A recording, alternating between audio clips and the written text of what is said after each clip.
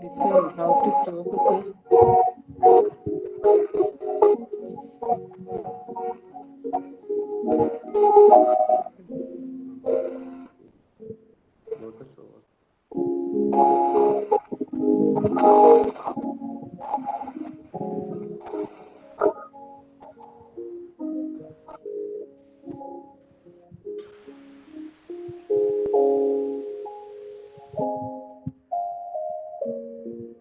Dear members, good morning. A warm welcome to all of you for this National Web Conference. We have nearly 300 members who have joined right now. We'll begin this National Web Conference at 11 a.m. We shall wait for some more participants to join. May I request all the participants to mute your audio as well as video.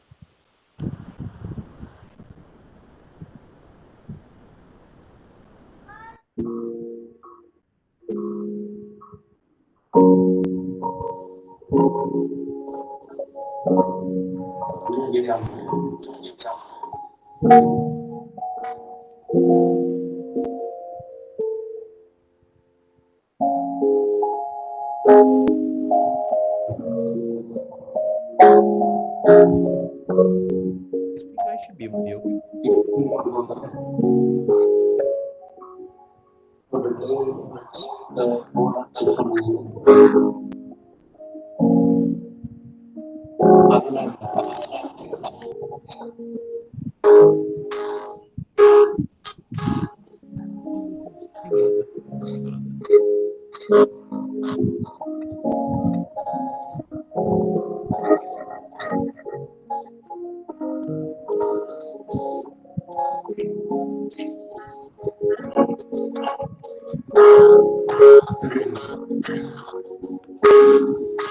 Participants, members, Yes. may I request all of you to mute your audio.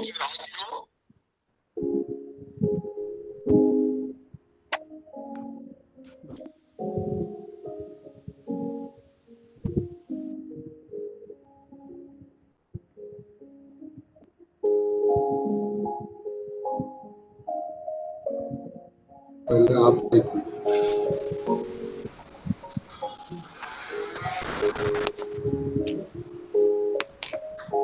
उसके बाद market में नाम भी खराब होता है।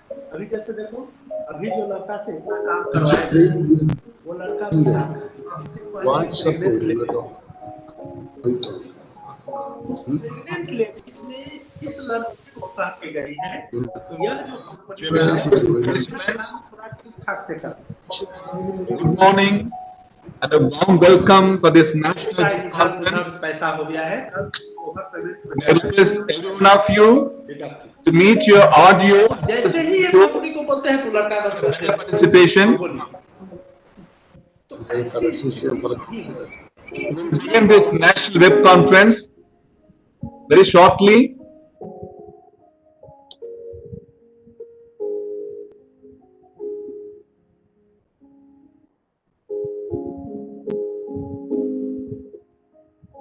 I request the participants to mute your audio as well as video. And there are two modes. You want to reply to the organizer, to the host. You can use your chat box. When there is a intervention and dialogue, you can raise your hands. Otherwise, I request all the participants to mute your audio as well as video.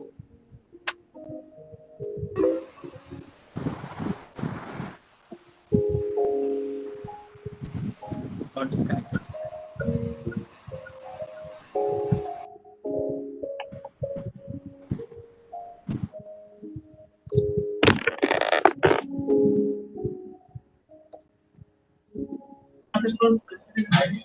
And No, just increasing the volume. Something.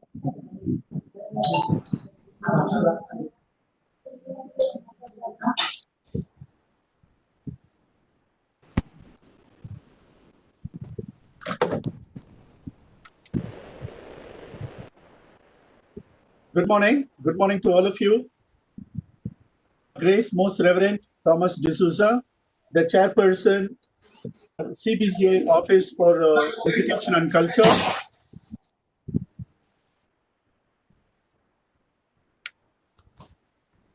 Most Reverend Bishops and dear participants, all the national as well as regional secretaries, all the principals, and everyone who has joined this web conference this morning. A hearty welcome to all of you.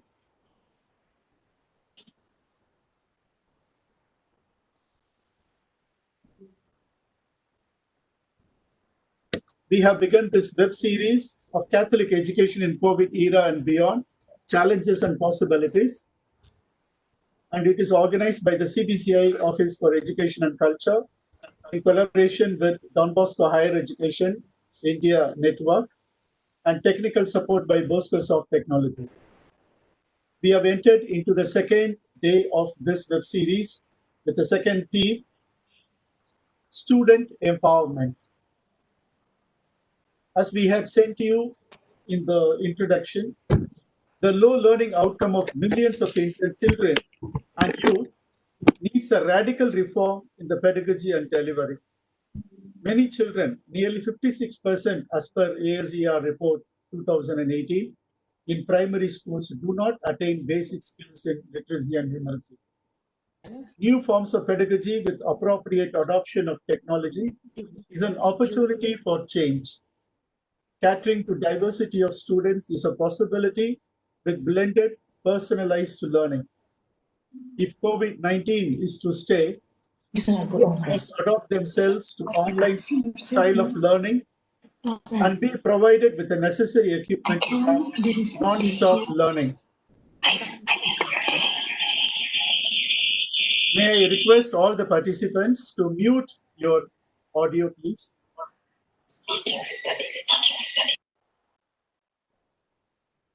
Thank you very much. Social, technological, biological, and political disruptions around, students need to be accompanied to understand their goals in life and attain true happiness. Many children and youth from marginalized families may drop out of schools and colleges. Thousands may enter into child labor force, become vulnerable, and to early marriage. Focusing much on the skills, new pedagogy, experiential learning, and forms of delivery are needed today. How can we impart these skills from distance? How can virtual learning environment replace traditional classrooms? There are good practices where e-learning extend to co-curricular education, such as dance, music, arts, crafts, yoga, physical fitness, and sports. In order to discuss these themes today, we have two important speakers with us, namely Dr. A. Joe Einstein, consultant professional psychologist and counselor, and Dr. George Karunakal, director and chief coach, Minds Training Academy, Pala Kottayam. And we have with us today Reverend Dr. Father Eugene Lobo S.J., the Secretary for Karnataka Regional Commission for Education.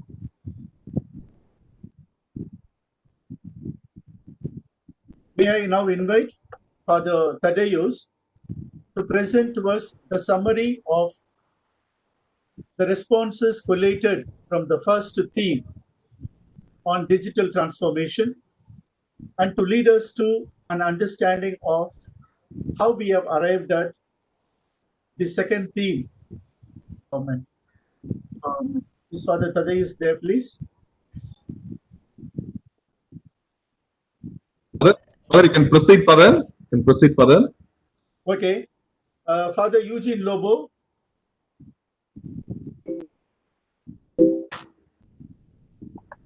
Please unmute your mic and video, Father Eugene Lobo. Yes, Father. Hello. Father is here, sir. Father. All right, Father Thaddeus. He is coming. Yes. Father Thaddeus can present to us. Can you hear me? Yes, yes. No, Charlie, can you hear me? Yes, Father Eugene Lobo, please wait for a little while. Now I request Father Thaddeus to present to us the summary of the responses received from the first theme. He had sent out questions and a lot of respondents have responded. Father will present a summary of those responses and will also connect and give us a rationale of this second theme. Welcome, Father Thaddeus.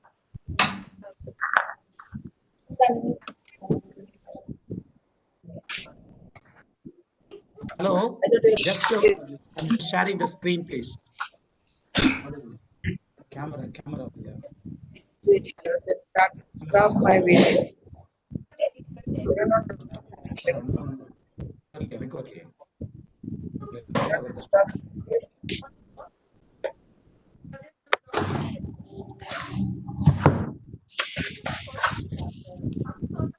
May I request other participants kindly to mute your audio as well as video for a better streaming. I request other participants kindly mute your audio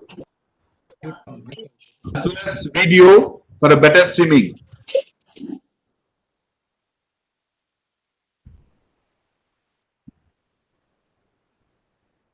Dear participants, kindly mute your audio as well as video for a better streaming, so that you will not have internet interruptions. KL Sakaraj இருக்கு. Sakaraj KL இருக்கு. அப்போ poster மாத்தி விட்டுருங்க. EVI network gt@boscosoftech.com. Okay. Camera, video. Present work பண்ண முடியுமா?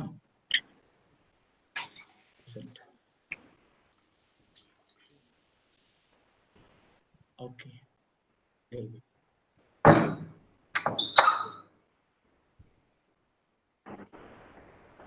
Okay. Dear members, kindly mute your audio as well as video for a better streaming.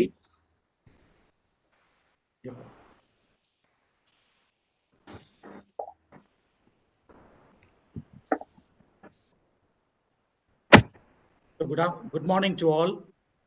I would like to just give the context of this web conference that we are organizing as we get into the second day of the conference on the theme student empowerment. The whole objective for us to discuss and to reflect upon Catholic education, COVID era and beyond is what is the future of schools or schools in the future. When we think about what about the future of our schools, there are many constraints, challenges, difficulties. The fate comes to our mind as we are moving these days. But rather, we have to look into schools in the future. How our schools are going to be in the future. It's a different form, different approach. And that should be the objective, because as John Dewey said, teach today as we taught yesterday, then we rob our children of tomorrow. We need new reforms and processes. So it's our objective to rethink and reform education processes as Catholic education institutions. And so this is not an evolution.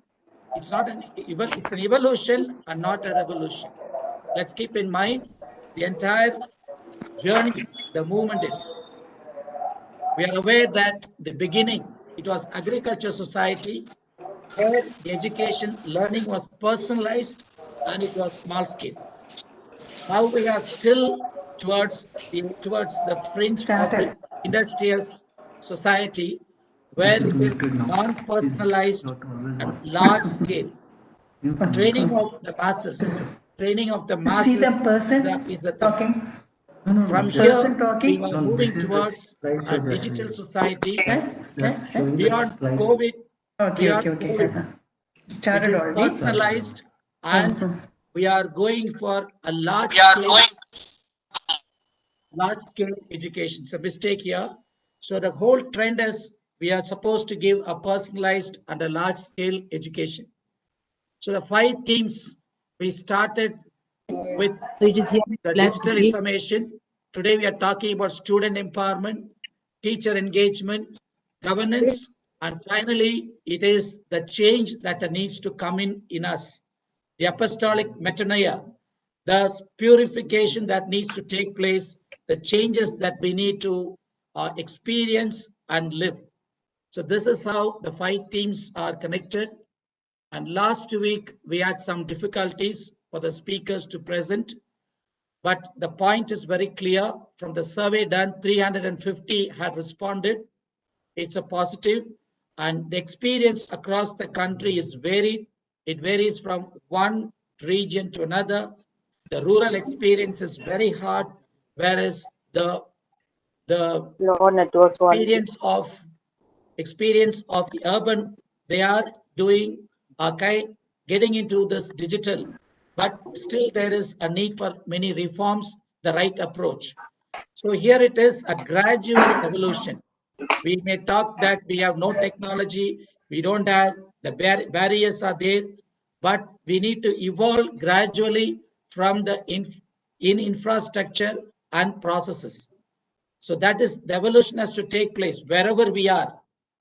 Today, at least a mobile phone is with some of them, at most have. How do we do that? The process need change. But we will see a tangible revolution in learning outcomes. Today, with respect to the student empowerment, the skills are lacking. We are struggling, but a tangible revolution change will take place if we are getting into this evolution with a strategic plan. Combating access and availability needs new models and practices. We are fighting with how to have access. How do I connect my students, my teachers, and the availability of resources, devices. All this needs, we need new models, new practices, success stories. And that is what we need to share through these sessions. And of course, there's limitations. It was expressed in the survey, many limitations, parents, negativity, the teachers' incapability, all these need to be eliminated through the reform of processes, and the content is different. Content is available for all. And at the end, I would like to say on this transformation, we'll have to create a synergy to share resources and to revamp our structures and policies.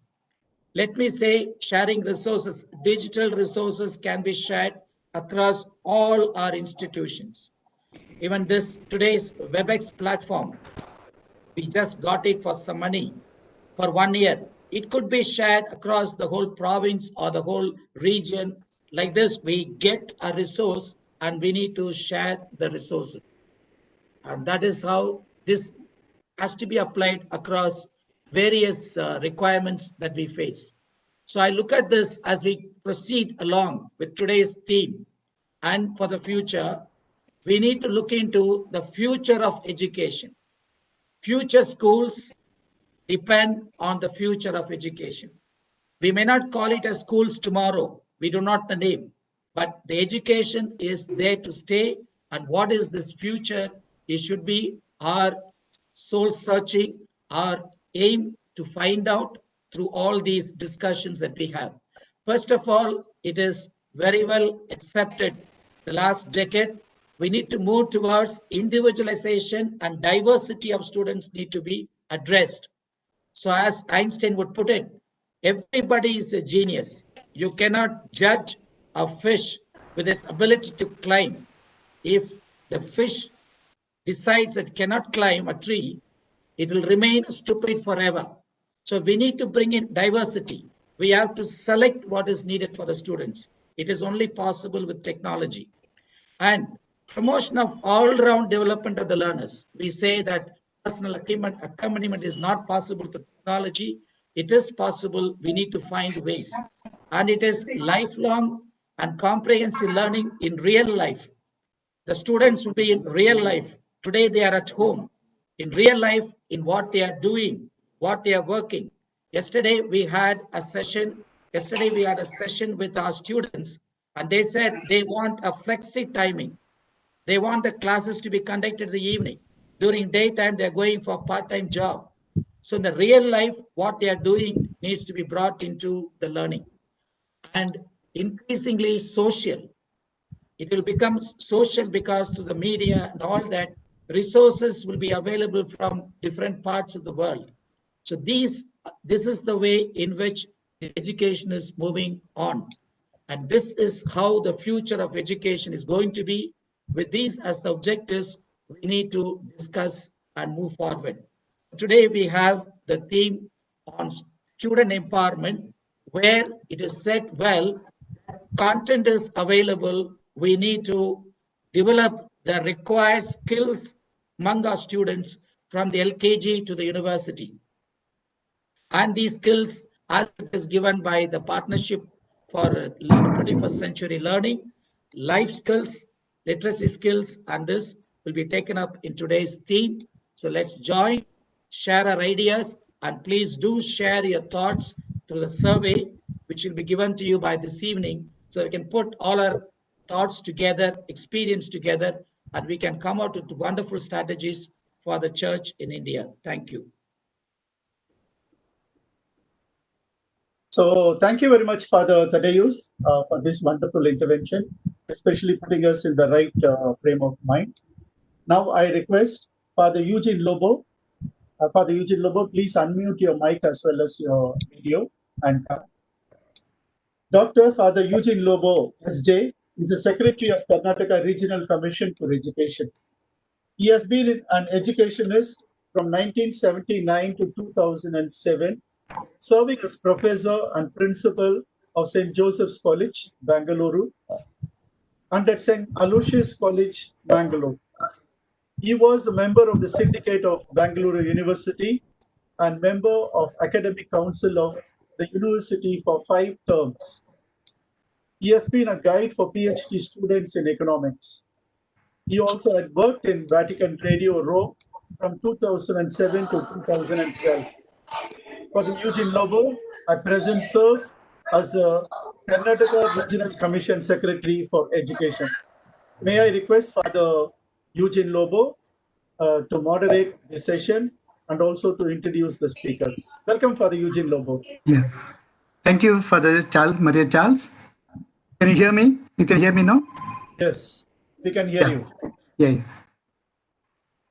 Good morning to you all, dear Archbishops, Bishop, Father Maria Charles, and all the participants. We are here to listen to our speakers on the problem we are facing during this COVID-19 pandemic and how we can face the task of imparting education. It's an important moment in our life, time of difficulty, time of challenge. We are seeking new ways, new forms of pedagogy with appropriate technology has to be utilized. We look for a great future for our schools. Here we have the great speakers today. First, we have Dr. A. Joseph Einstein. He is an eminent, which are very easy to practice and with a few examples and skills that could be applied. Shifting from lecture mode to experiential learning, a very important strategy for the present time. For example, students could be asked to converse with 4 friends and find out the immune building measures they take up in their families during COVID pandemic. So they are able to learn experientially what are the immune building measures, and the skills applied here are communication skills as well as collaborative skills. Customizing the curriculum to engage all types of students to apply their skills adequately. For example, the students can be asked to list down different uses of newspaper, a very funny one, but it leads them to apply skills like critical thinking, creativity, and innovation. Another strategy could be to present open-ended questions or statements to elicit students' old as well as new learning. For example, students could be asked to list down at least 10 ways through which human immune system can be strengthened. The skills applied would be problem solving and explorative thinking. These strategies are not exhaustive. There are many more strategies to impart skills. We need to keep learning from different sources. Some methods and techniques to impart learning skills. Some age-old, very effective methods, and some new methods I am presenting over here. SQ4R, a very age-old, reliable method to impart learning skills. Whatever content you are presenting to your students, help them to go through the content with that mindset of surveying it and questioning the concepts in the content. Enable them to read, reflect, recite, and review. More of this particular techniques are presented in different e-resources, which we can find later. Whole versus part learning, another famous technique. There are some content which need to be learned with the whole methodology. There are some content which need to be built part by part. This is another learning skill which can be easily taught to our students. Brainstorming or idea generation, another important and simple technique to enhance the student's skill of creativity and innovative thinking. Collaborative learning, group study, buddy system, all these things are very handy with the WhatsApp and whatever communication gadgets our students have, through which collaborative learning and group study can be enhanced. Teachers can incorporate role plays and simulation techniques in their lesson plan, which is again a beautiful technique for the students to gain whatever they do through experiential learning. And the recent one with regard to the education through e-learning platform is gamification technique. It is nothing but making the learning content as interesting as a game. We all know that our students are attached to different games in the internet. You all know about PUBG, how students are attached to that. So many students are really glued to it. Even during the late night, they are continuously playing. Why not we make our learning content as enticing as game? That is called gamifying the learning content.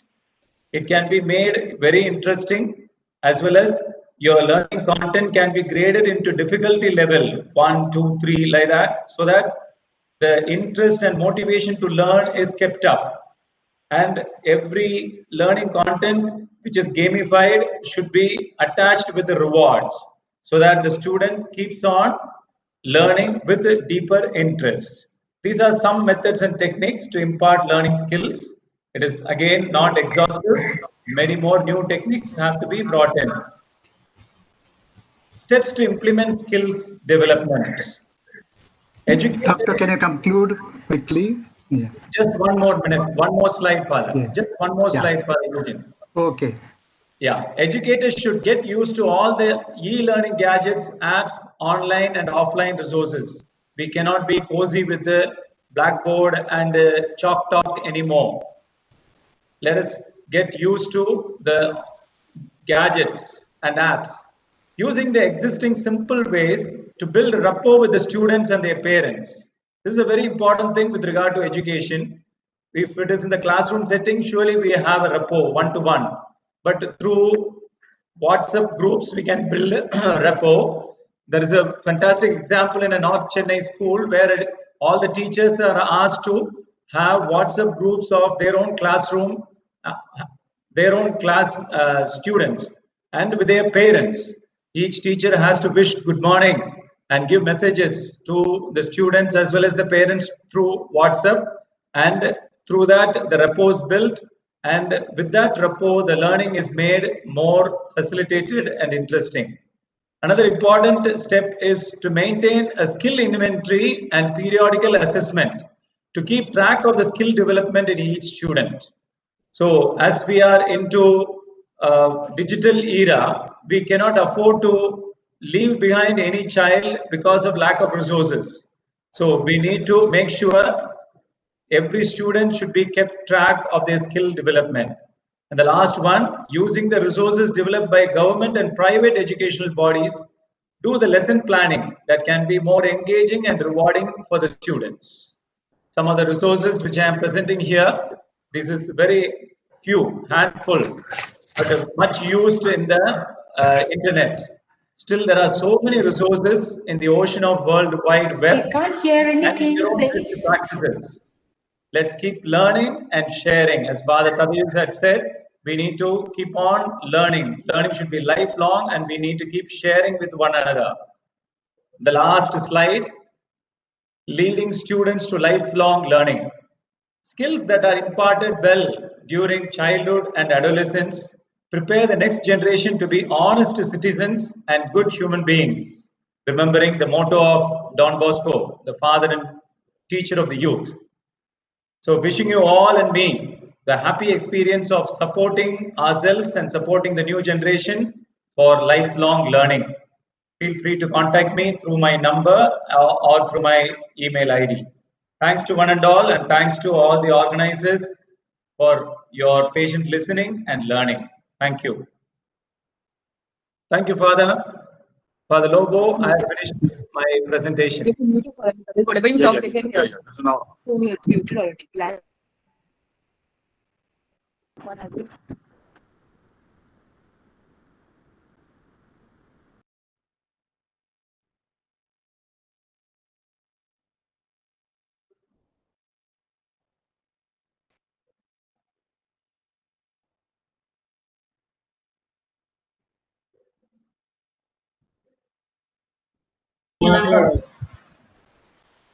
Father Lobo, I have finished my presentation. Over to you.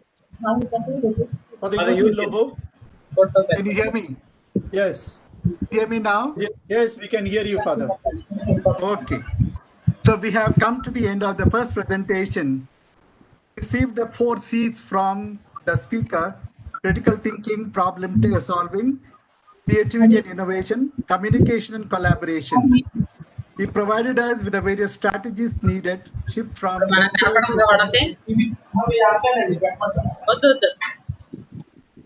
they had they shared with the friends, apply various skills and the open-ended question and answers, and prescribe various methods and technologies, SQ4R and the rest. He gave us the method to implement, a way to use the gadgets, build support for with all, see that no one is left behind, use resources. All that indicated the total, the program that is given to students for the future and how we can make use of it in the new era. The classroom method may have to go out, and we have the new methods that are coming. And thank you, Doctor, for giving beautiful presentation for us to understand and how we can implement it. Your questions can come, supplied to them, and we can collect it. So instead of wasting our time, we go to our second speaker now. Dr. George Kurunakal is our second speaker. He will continue the topic there.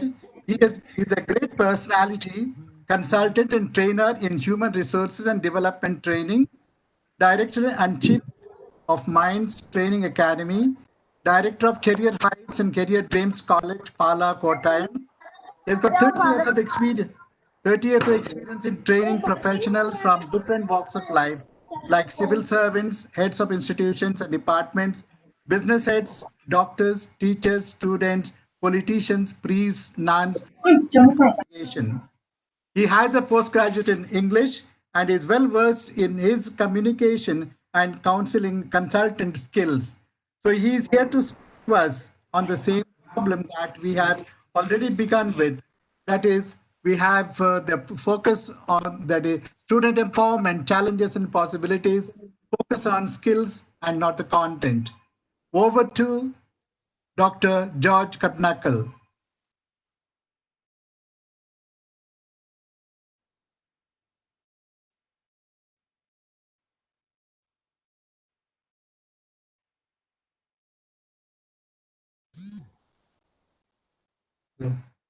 Are you audible? Yes, Mr. George, you are audible. Yes, you are audible. Okay. Thank you for that. Okay. Let me do a screen sharing as I begin. Yeah, I'll call you back. Is it visible now? Not yet. Not yet. Not it, not it.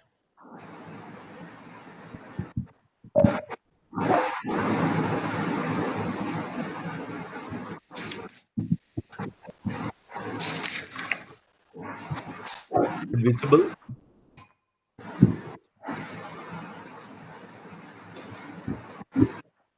No?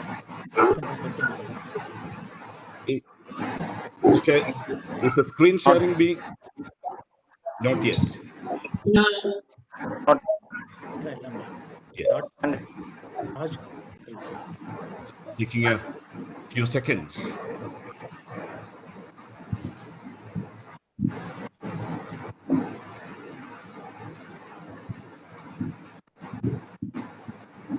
Do this sharing once again. George.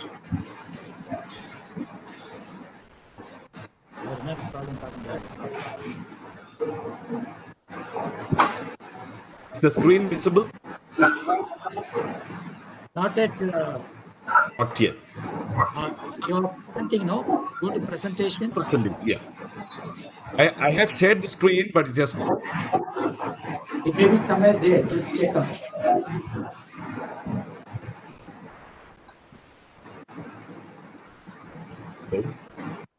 Now the presentation is next to the camera button.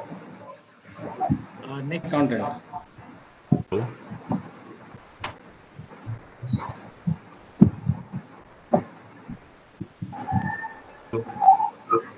Raise hand. You raise hand. No, wait. Yeah. Laptop. Shall I show from mine? The last one, what is this? Able to see. நான் present பண்ண பேச முடியுமா?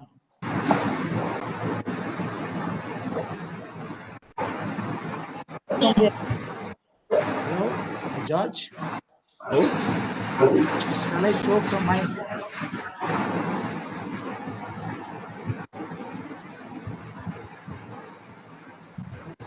How the sharing is not coming. No, please. Again try. Try share. Next to share. No.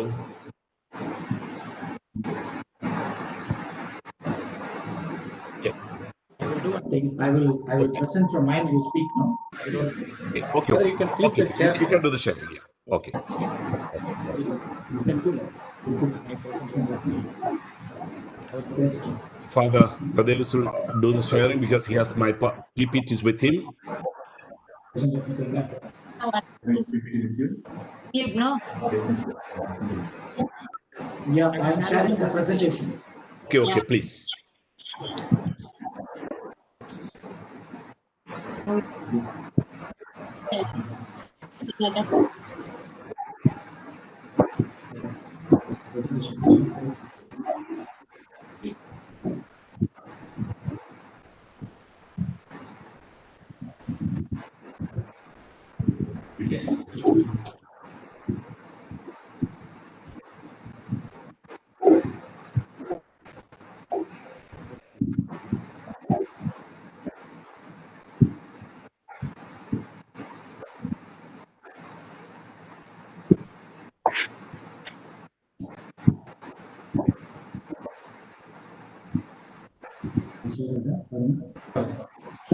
Okay, thank you. So sorry for the inconvenience because I couldn't share. It's on student empowerment skills. Go to the next slide, please. Yeah. The PowerPoint. Okay. So with our intervention in the field of education, we have how to drive car from driving a bullock cart. But 21st century requires us to teach them to go because the sea is rough and we need captains who are, and we have the vast expansion of the sky opportunities, and we need to train them into pilots. So we need to change. What brought you here will not take you there. See, on the road, driving a car is okay, but when we face the sea and the sky, we need a different set of skills, life skills. Next, please. We need to have a total paradigm shift. Our present paradigm in most educational institutions is textbook, teacher class, classroom board, chalk, exams, pass fail, producing certificate holders. We need a complete perception shift or paradigm shift, and we have to begin with the end in mind.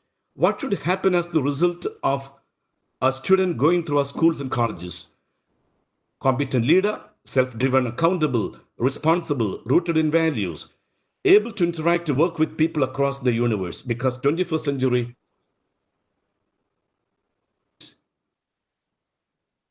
and that's the requirement for the life skills. Please remember FLIPS, F-L-I-P-S.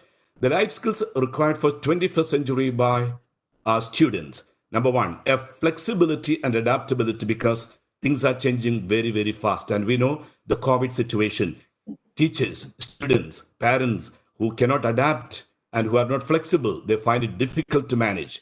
Number two is the leadership and responsibility. Now the leadership concept has completely changed.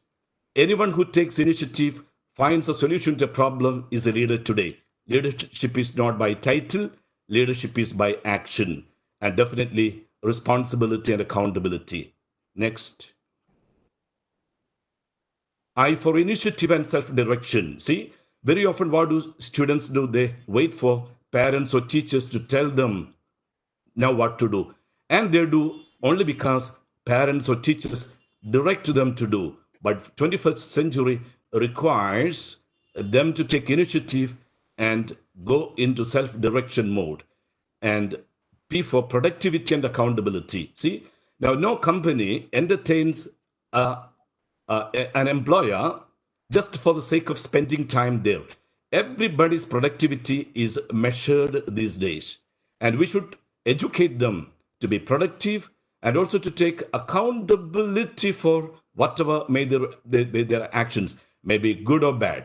And the last is social and cross-cultural interaction, because young people, they have to think together with, communicate with, and act together with people from all over the world. Therefore, social and cross-cultural interaction.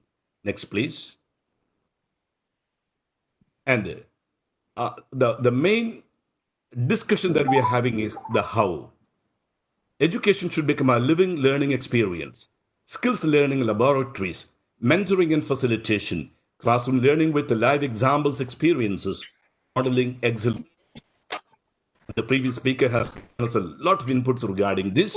Okay, so education should move in, shift from the classroom usual learning to this, what you are seeing on the screen now. Next, please. Next. This number can't be reached right now. Please.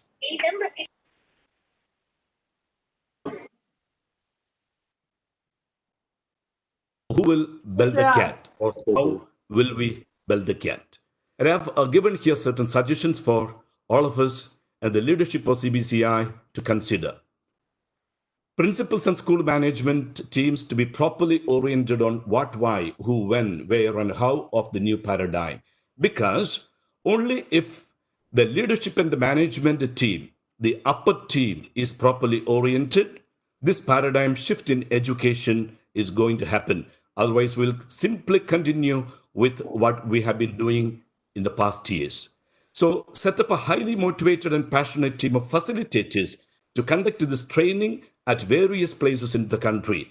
So what I mean is the school management teams oriented properly. Only then what we plan will take place. Next, please. Second is training team in diocese or district to give orientation to the teachers in each school on how to implement life skills. Because implementing life skills is not just teaching the textbooks. And this needs very special training. So a team of trainers should take up this responsibility in each area, diocese-wise or district-wise. This team can also function as a research and a resource functionary. Because as we proceed, the teachers in the schools will require a lot of resources. And this particular team can become a resource supply team. This team of facilitators should visit the schools occasionally and evaluate the activities and their result, how life skills are being imparted in each school. Next. Next, please. Excellence Summit. This is another suggestion. It can be organized state-wise, diocese-wise, and a national summit can be arranged. Awards and recognitions can be given to institutions and individuals. What I mean here is, as a result of implementing life skills in schools and colleges, we should organize something like a summit where excellence in life skills is awarded. So maybe some institutions that have become models in imparting life skills, those should be awarded, properly recognized. Individuals should be recognized. Teachers and trainers should be recognized. And the fourth is prepare a data bank of students based on their 21st century skills and take initiative to place them in various companies. So as the result of our interaction, definitely students, they develop life skills. And this data bank can become a resource and with which we can contact various companies inside India, multinational companies, and because they're looking for people with life skills. So these are the suggestions. And there's one more which is not in this slide, is career development. What's the whole purpose of our education process is to place these students and they feel self-esteem because they are employed. I'm not speaking of the usual professions like engineering and medicine and research scientists. There are the other jobs, central government jobs and jobs at the state government. And for all these, the students have to undergo competitive examinations. And it's my suggestion, in our schools, we should give them competitive examinations skills in 4 different subjects: quantitative aptitude, mathematics, reasoning, general knowledge, and English. And this has to be implemented from 5th standard onwards. Remember, there are more than 1 lakh vacancies at the center every year. And or more than 50 lakh students compete for these 1 lakh vacancies. If we can prepare our students from 5th standard onwards, definitely most of the students or many of the students can get into central government jobs or at the various state government jobs. So these are my suggestions. And if you ask me, are these being implemented? Definitely these are implemented at, I don't say in many, but there are institutions, schools where these are already implemented. If there is time, I will discuss now, or if there is a discussion later, we can discuss those things in detail. Thank you. You can discuss a little later, probably. Yeah, later. So thank you. We'll do that. And thank you so much. Father Eugene. Yes. Thank you very much, Dr. George. Thank you so much. It was a beautiful presentation that you gave. You spoke about the field of education to go beyond the regular to the extraordinary, from the car to the aeroplane. We need the paradigm shift today from the textbook, from the blackboard level to the leadership, the value, accountability, flexibility, and adaptability. You led us to that leadership training that we should bring about in our education, going from the present ordinary to the extraordinary. You showed up this cross-cultural interaction that is needed, and that is what is necessary for us. The flip mode that you gave was the excellent thing that one can follow and one can observe. But how to do it? Living the skills, then understanding the mentorship, the classroom structure, and who is to do it? The leadership should come from us. The principals, the management, the parents, the people who are motivated, and ultimately we should build up a training team to help the students and to build up a research possibility. Beautiful way you gave us the idea how we can organize at various levels.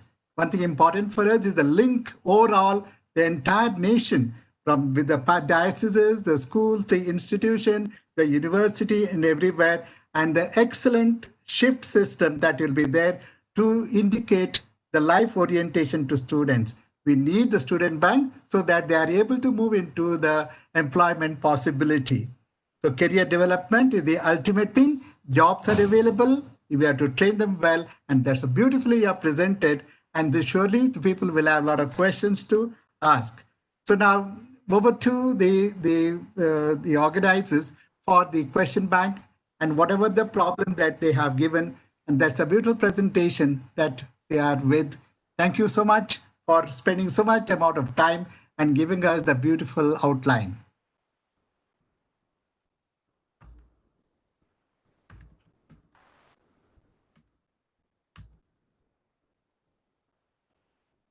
Thank you very much, Father Eugene. Thank you very much. And there is a question for Dr. Einstein from Joseph Prabhu, that leave no child behind. How are we to ensure that vulnerable children, Father Einstein, Dr. Einstein, you also be on the line, and Dr. George, you also be on the line. Okay, so we will ask questions to both of you, and you can please answer. First to Dr. Einstein, how are we to ensure that vulnerable children from marginalized or rural location can achieve digital education where there is lack of digital possibilities and lack of motivation from such students? Yeah, fine. Lack of digital possibilities has to be faced by the caretakers of those vulnerable population. Maybe in the parish level or in the institution level, we need to provide digital possibilities for them to learn. As Father Thaddeus was telling, a simple thing like most of them have their own cell phones with the WhatsApp kind of apps. So making use of the limited digital access which they have, we can impart the techniques and the skills. What is very much wanting is to face the lack of motivation in the students. That depends on the teacher's capacity to entice them towards learning. Learning has to be made in a very interesting manner, in such a way these vulnerable population, slow learners or marginalized people, or in the rural area, that has to be, they have to be brought into the learning context through different methods which are applying very aptly to them. For example, in the rural area, some kind of hands-on methods like taking them to the field or getting their experience from their own rural context, they can share with the other members of the other members of the class, so that their experience is made valuable. And this kind of sharing becomes more apt for experiential learning. Am I answering? I would like to add here, it's not that it is an evolution. Knowing the need, knowing the situation, we have to make a plan. There are applications with whatever is available, we can start. And please remember the technology is changing day by day. India, what is happening is an evolution, whereas in America, it is a revolution that is taking place. To explain further can be done, we can send you a paper how things are done.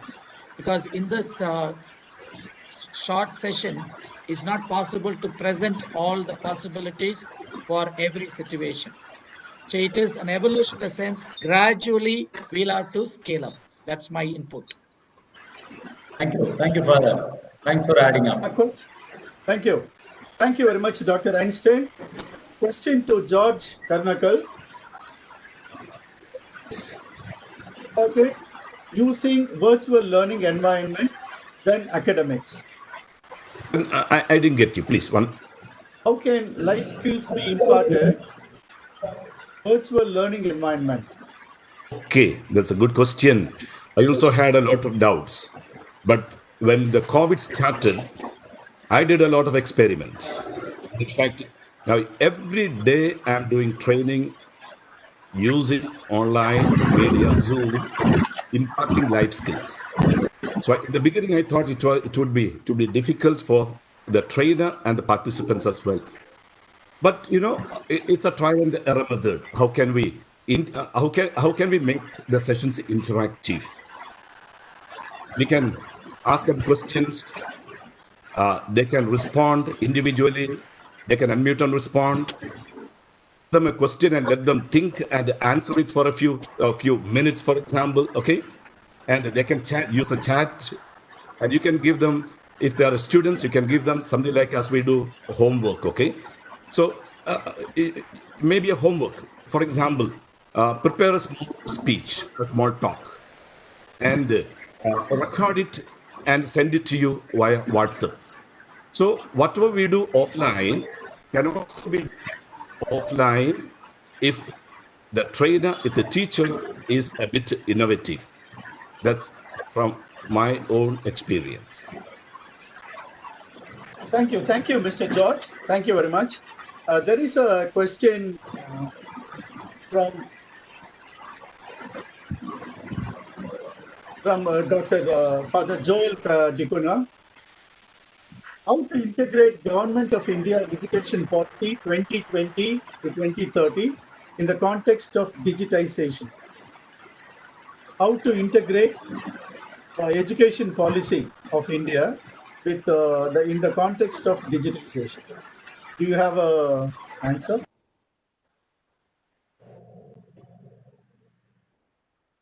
Question is to. Can you hear, Mr. George? Yes, I can hear.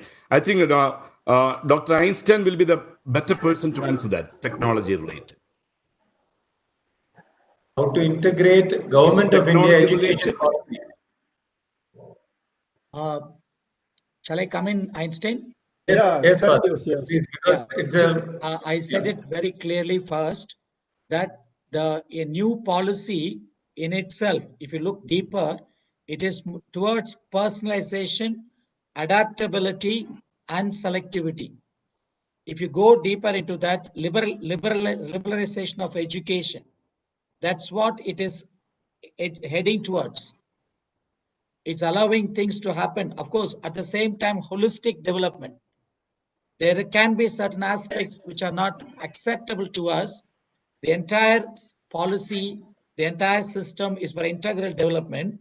And definitely, in every aspect of it, technology-based activities which allow us to identify the individual characteristics and deliver them according to the need, to the context, is possible. As it is said, we need to start somewhere and move forward. So it will go very well with the new education policy. There's no doubt. We need to have examples to show. Thank you, Thaddeus. I request all the participants to mute your mic so that there is no echo from everyone. Even the speakers also can mute their mic. And while responding alone, you can unmute your mic. It is just a suggestion. Thank you very much. There have been questions in the chat box as to how we can help the rural students having hand-to-mouth existence and no phone with them. So this is an existential question that we have. How can we take the technology to the poor when there is no access to technology? And another person is asking, there is no electricity in our places. So what do we do? What do we do? So this is the question that we have. Maybe Dr. George or Dr. Thaddeus can help us understand, is there a simpler way of taking technology to the rural poor? Do you have any suggestions? Thank you. My looking at is what will happen if we don't address this problem. Okay, if we don't address the problem that our rural place, no electricity, no technology, what will happen to the poor? Will they come up in life? If we are interested in them, we have to give it little by little. In Andhra Pradesh, in the remote area, what like last time Dr. Samuel Johnson did, they took all the course material and they put it in a TV, so all students can see in the remotest past where nothing was possible. And of course, they kept an inverter. It requires an investment. It needs to allocate money for that part of it. We have to redefine where our money is spent. A certain portion of money has been spent from the institution. If we care for the people, you set up this. Or the example of the Delhi, what do you call, hole in the wall, where the first you put up a TV from which the students learned. Today's generation is I generation. They are more inclined towards. We need to invest from the institution, from the congregation, diocese, something for those rural areas. Otherwise, they will not come into the mainstream. Start somewhere in a small way. A small step will lead to a giant, giant progress. Excuse me, Father Maria Charles. Just to. Yes, please go ahead, Einstein. Yes, Father. See, like in the past 20 years back, there were a system called Community TV, where each village panchayat was provided with a TV room, where people used to go for entertainment as well as social learning as such. Likewise, there's a scheme called Bharat Network, which is coming up to make the entire rural India to be digitized by 2024. And the present government is very forcefully doing it. And I'm sure the first effort will be to ensure each rural setting, village panchayat, to have a small room where they have access to digital platform for the students to learn. Even the panchayat schools, when we go into some of the rural area in Tamil Nadu, we could see such kind of initiation is already happening. So the future is all towards digital learning in a very forceful manner. Wherever the government is lacking in its action, the CBCI or the Catholic Church could intervene and bring in more active participation of the government schemes into those rural settings. So we cannot afford to just, as Father said, just to leave out those areas. We need to make sure how the government schemes are implemented effectively in the village panchayats and in the rural setting, even in the remotest area.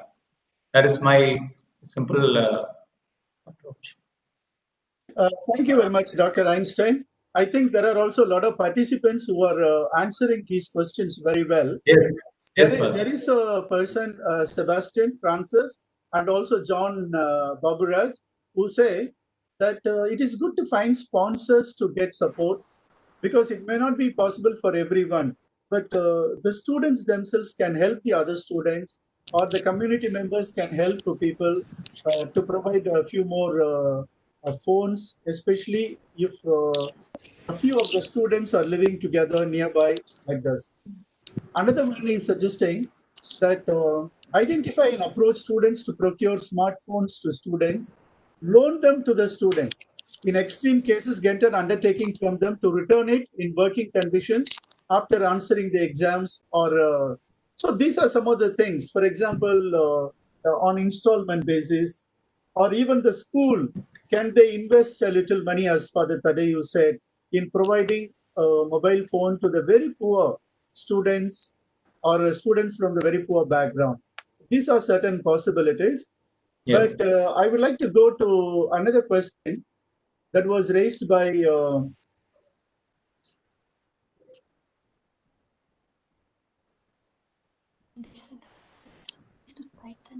Dr. Sunny Jacob. How do you help to reduce the widening digital divide in India? Rural belt is simply left out. What solution can be thought of where the main agency, the government, do not show much interest? Yes, this is a question that is asked by many educationists today as to understand the role of the government today. Mr. George, would you like to come in to state? So I'd like to come in. The same thing happened even in our place. When these online classes started, there were a lot of complaints even in Kerala. Students do not have the facility. They don't have money to buy. I myself took initiative, posted a message in the Facebook. And, I got enough sponsors to sponsor mobile phones. And I myself took the initiative and provided mobile phones. So one thing, as already suggested by some teachers, find out sponsors. There are people who are willing to help if money will be spent properly. They need a guarantee. Number two, if there is no electricity supply, of course, in Kerala, there's no problem. Maybe somebody mentioned low solar battery chargers. It's not that costly. Maybe we can take initiative. Each school can take initiative to set up a few solar battery charging systems so that these students can charge the batteries. Anyway, this gap has to be reduced. This gap, otherwise, what will happen? The gap between those who have and those do not have is going to increase.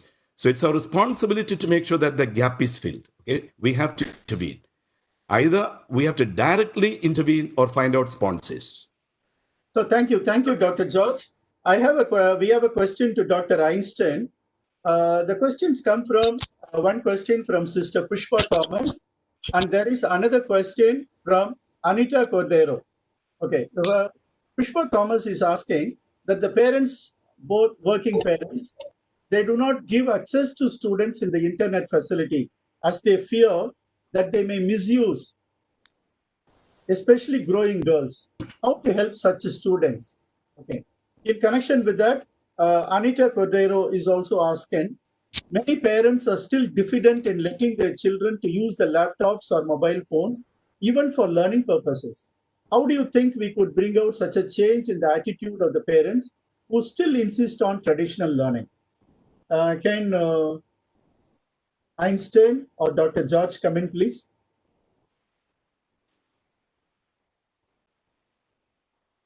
We make a comment first. Yes. So first of all, as teachers, we used to tell the students and parents not to use mobile phones, not to use a laptop. And this has really affected the mentality of the parents. Now things have to change. We have to educate parents, and whenever we have parents meeting, how to make proper use of technology. Also, teachers should every day give training to the students how to make positive use of gadgets and technologies. And this is there is no other way. There is no other way. We have to educate. We have to help them to rethink. And without technology, their children cannot progress, move forward. We have to bring about a paradigm shift in the minds of the parents, and it's not that easy. But we have to do something. Thank you. Thank you very much, Dr. George. I have a question to Dr. Thaddeus. Thaddeus, are you there? Yes, I'm here. Okay, there is a question that when there were classes conducted with interactions along with the students in classrooms, even then many students never understood the lessons properly. Okay, now through these online classes, how will the teachers enable the students to understand? Is there a different mode of teaching, or should we take it up in the next session when we have? I just want to. It's good that we start the reflection on this. See, basically, it is not knowledge transfer. What we are doing so far had been knowledge transfer. The trend that is coming up, even with the digital technology, with the pedagogy and the processes, what is required is the knowledge construction as a student can. So we need to go in for learning activities and all that. The process needs a change. So that methodology, that skill set, competency has to be given to the teachers. So we are not prepared. Even now, the classes that are taking place, some of our schools are having this online classes. Same methodology is applied. How can a child sit and look at the screen for 1 hour, 45 minutes? Impossible. It cannot be more than 15, 20 minutes. And they need to give, as Dr. George was saying, make a speech, send it. You have a platform, put it there, analyze automatically. So the whole approach is different. It's not the method. So I used to keep telling our teachers, and even last time I said, it is not old wine in new wineskin. It is new wine in new wineskin. The new wine is the methodology, pedagogy, all this need. And here I just want to add one more point also to the last question. So whatever is we are talking, the questions are, there are two levels of strategic planning and process are needed. One is top down. From the top, we come down. The other one is bottom up. Bottom up, we try to reach out to our alumni, find resources. From top also, there's support and training programs are conducted across. This is the way we can take it forward. From whatever is happening now, if you're trying to fit it into the new system, it will be a total fiasco. It's a complete change of thought, change of action, behavior, attitude, everything at every level. We need to get into that and do a lot of study and understand the system. Thank you. Thank you, Dave. I think you have started a very beautiful conversation as to knowledge construct. I think we have to take this up when we discuss the theme on teacher engagement in the next week. It is a very relevant and a very important theme, and in which we need to ask, should the teachers continue the way they take classes normally in the class, or should they do it in a very alternative manner by making the content simpler as well as using the technology more appropriately? Okay. Is Dr. Einstein there in the... All right. There are a lot of views as well as questions coming up in the chat box. Yes, sir. Is it easy to organize a parents' meet to educate them to use the technology? It's also another question that we need to ask. Right? We need to understand, because the mindset of the parents also have to change, isn't it? And even among us educators, there are a lot of conflicts about, is online education good? Should online education continue? And there are some who ask, what is the position of the church with regard to online education? Should we get back to the school at the earliest? These are some of the questions that are also coming up again and again. I would like also the participants to answer these questions, because this is an open discussion we have. And as you know, there is no black and white answer, but we are all looking for the right answers, looking for the right attitude. So if you are able to share your views and also your own experience as to what works out best in your own situation, it would be very good.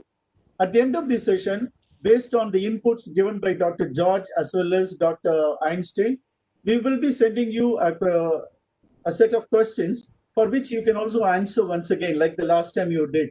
We would like more parents to participate. We would like more participants to take part in this survey, so that we can share the results with the whole church and all the educators. Now, to go back to Dr. George, every student participates in the online classes. So what can we do about this? There are also possibilities that many children can skip classes because they don't have to come on audio or on video. You know, how much of learning really takes place, and how do we assume the learning outcomes? How can we make a real assessment? These are also questions. Are the students really Okay. empowered, or is it a way of playing some juggling? Yes, Dr. George. Okay, thank you. And there are some other questions also I think I should try to answer. How do you make sure that the students are active? So what I usually do is, it's not teaching actually. I think Father Thaddeus rightly mentioned it. We have to have a complete change in our attitude and approach. We are not actually teaching. It's a facilitation actually. So see, ask a question and let the students use the chat box for answering. Maybe to everyone, maybe to you personally. So what happens? Give them a question, give them maybe a few seconds to think, and let them write the answer in the notebook and use the chat box to type. So what happens? The question is given, they think, they write in the notebook, and they use the chat box.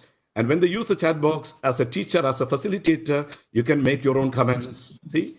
And then another thing, why should you teach them during the offline classes or online classes?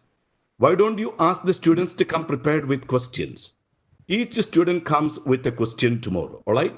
And the question is typed in the chat box. See, the student comes out with a question and the other students answer the questions. What happens? There's going to be a lot of interaction.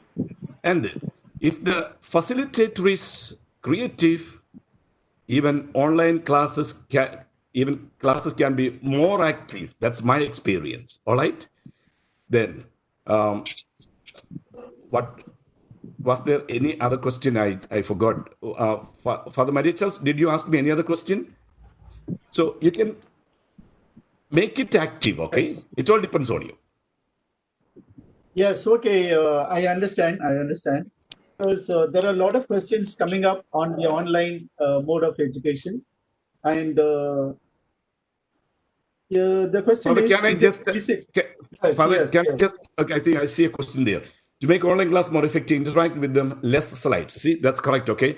Don't use too many slides. Maybe use a picture only, all right? Show them a picture. Let the students answer what the picture is about, see? Don't show them everything, see? And let the students think. And how do you make sure the attendance? There's a technique for that, all right? So what do? You, of course, you have to occasionally ask them to use the chat box. That's one technique. And if they can come on the screen, video, see, and you should ask them, come on the video. And when they come on the video, ask them question. Maybe when they come on the video, ask 2 or 3 students, ask them something, have a chat, okay? Then maybe after a few minutes again, ask them to come on the video. Ask questions to a few other students. So you did not talk to all the students at the beginning itself. Maybe phase out the time. Dr. George, there is also a question from Menuka Matthew.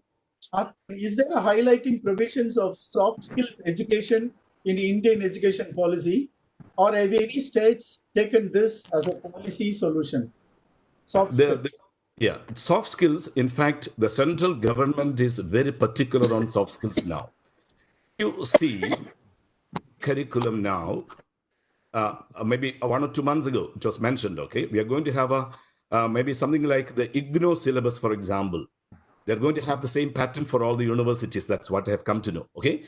It's a highly soft skills oriented, highly participatory. You cannot learn those lessons even at the degree level without having interactions and project works and presentations. So central government is actually for soft skills development. But as I said, it all depends on the quality of the teachers, how we impart. Even central government, I suggest we should make it a policy, because we know without these soft skills, our students will not reach anyway, okay? So let's take it up as a responsibility. And let's teach the government that it is necessary and we can do it in the right way. Charlie, I want to add something. There are people Sure, Thaddeus. Yes, go ahead. Maths and science, how do you do this? What happens is you have to break it into small concepts. and make a short video for 3 minutes, 5 seconds, which I can share with you one video which was done for counting numbers by one of our staff. So we need to make like that, connect with the real life. It's an example of counting numbers with the goats getting inside, how it was done earlier. So there has to be a creativity which has been brought into our teachers.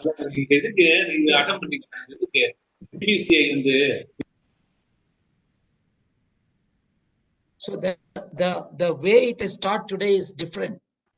So we need to share such examples. It's very nice that you are asking. So that there are different ways of doing. That's what I mean, sharing the resources, sharing the practices. I can send you today a simple video prepared by a maths teacher for counting. Maybe we'll share with all of you, those who are taking maths. So like that, break it into concepts. Every concept will have a lot of activities. Yeah. It's not that you need to put all the content into the child. The basics pick up. So as I said, 3 core, I think, personalization, adaptability, and selectivity. You personalize for the need of the student, adapt to the environment according to situation. If you don't have anything, you can still do with some little technology and select what is required. So it needs a kind of a training. I repeat that it needs to, we need to look at what is happening around, and it's very nice we are asking how to do. It is possible. Then we share our resources. What is happening today? We are all islands, separated. So this forum should bring us together, share, and then we can give this methodology, this process, this new way of institutionalizing to the whole country. That's what I believe. So even the name school can be removed tomorrow. The future schools may not be called schools, maybe something else. We need to look forward to such a change that is coming in. All right. Is Dr. Einstein there?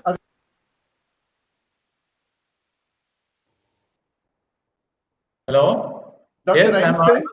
Yes. Am I audible? Yes, you are audible. There are a Yes, few sir. questions for you. Yes, Can you sir. answer about the mindset of children that has to be improved? What can we do to improve the mindset of children who have to continue to learn? This is the worry both the parents as well as teachers have, but they do not know.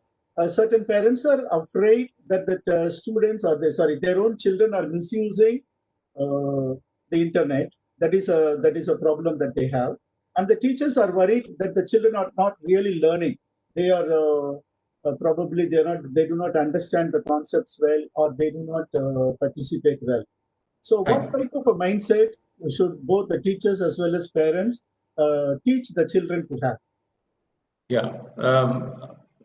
First of all, I would like to tell that the parents and teachers should not seek more of problems in the e-learning as such. There are exceptions. Surely there are exceptions where students misuse or abuse the internet platform because it is enticing for them. It is by nature they keep explore different things. But the same mindset of exploring should be diverted into learning matter, which is essential for their life, rather than which is pernicious towards their character, in which teachers as well as the parents should be very much positive in their thinking rather than very defensive. If they are going to be defensive, then the students will or the children will try some or other way to find out what is wrong with these kind of things. Let me go into this side, that side, all those things. One thing is technically we can have a kind of a parent control in the technology itself. In the technology itself there are ways and means to restrict the unwanted content entering into the sight of the students. The other thing is to conscientize the young people what to select and what to avoid. That is the ideal thing according to me as a psychologist. We cannot keep on be restrictive in our approach. We need to be more educative and supportive to help them choose the right thing and avoid the unnecessary thing. Internet has a few dangers and so much of goodness. So we cannot throw away the net learning, net based learning, because there are a few dangers. We need to be cautious, for which parents should not simply isolate the children. They need to accompany to make them be more selective towards the thing. There are misuses, there are abuses, I accept, but at the same time, if the parents and teachers are more cautious and more of an accompanying mindset, surely they will be able to help the students to come out of such kind of abuses and wrong uses. So thank you, Dr. Einstein. I think that was quite a good intervention. And of course, there are a lot of questions, and I also see very many questions popping up in the chat boxes. And but we do not have the time. We will have to conclude this right on time. I would like to thank all the speakers, especially Dr. Einstein, Dr. George, and also Dr. Thaddeus for intervening, and the moderator, Dr. Eugene Lobo, SJ, who also had moderated this session. And you can see as well in the chat box, there are also many very good suggestions coming up from the participants. I think we will gather them, and certainly we request you to respond to the survey that will be sent to you this evening, so that more and more these views can be shared with everyone, with all the participants as well as those who have not participated today. We request you also to tell your people from your own provinces and dioceses to take part in the next week's sessions. It will be a very important session because we are going to talk about teacher engagement, and this is a very, very important session. And we do have very good speakers in order to facilitate this discussion. And I also would like to thank Your Grace, Most Reverend Thomas D'Souza, the chairperson for the CBCI Office for Education and Culture, and the other bishops who had participated, and all the priests and all the national and regional secretaries of education, all the sisters and fathers and brothers, and all the laypersons from different walks of life. Thank you very much. We will meet next week at 11 a.m., 11 to 12:30 a.m. in the same WebEx platform. Thank you very much. Thanks to everyone.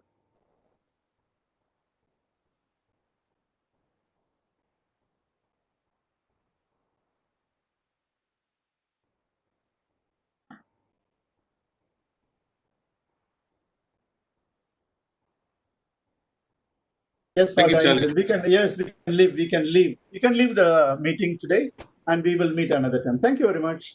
Thanks to everyone. And certainly the PowerPoint sessions will be shared with the participants.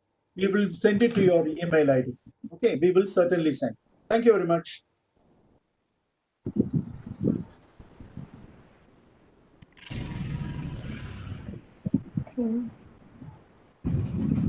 So thanks to everyone who participated. Thanks to everyone who contributed. Thank you very much. We shall meet next week at the same time, 11 o'clock, and we will send the presentation to you by email. The presentation of Dr. Einstein as well as Dr. George. Certainly. Thank you very much.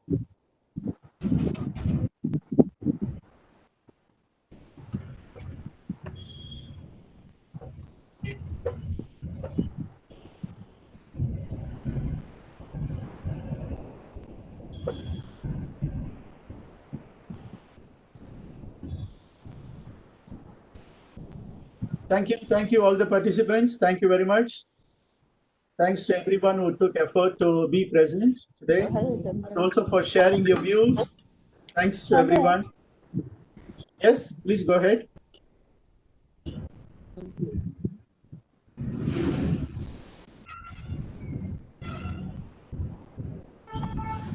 Certainly, we will take all the questions that have been presented in the chat box.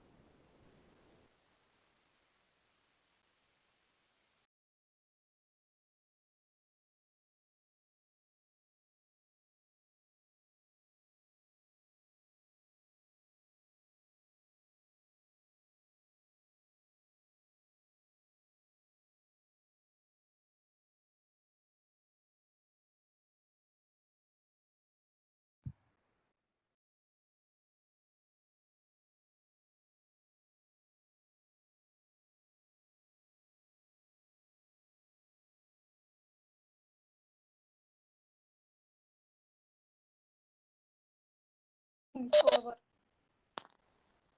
Over. Yeah, you can go.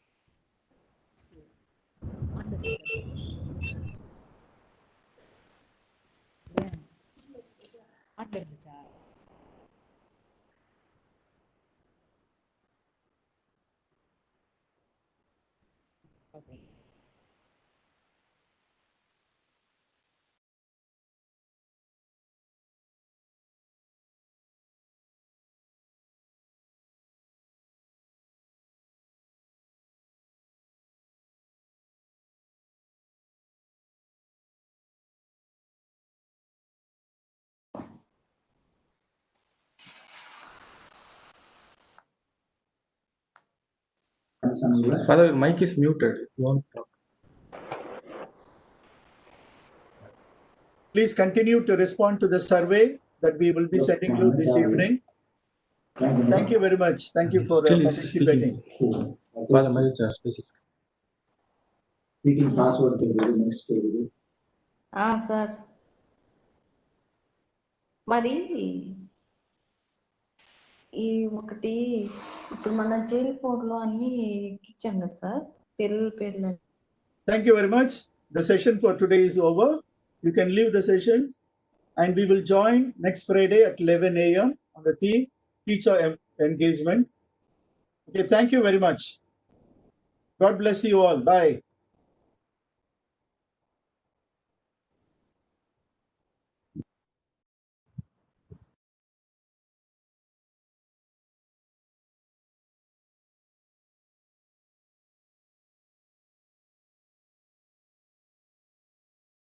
One thing I got is that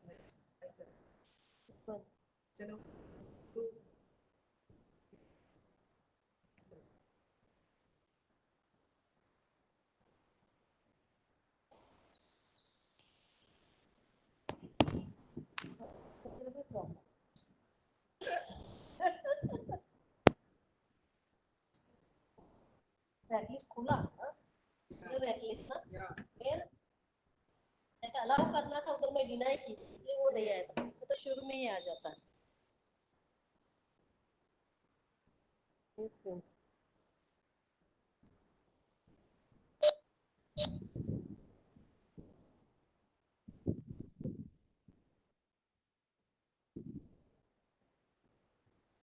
हमको लगता है अभी भी है जैसे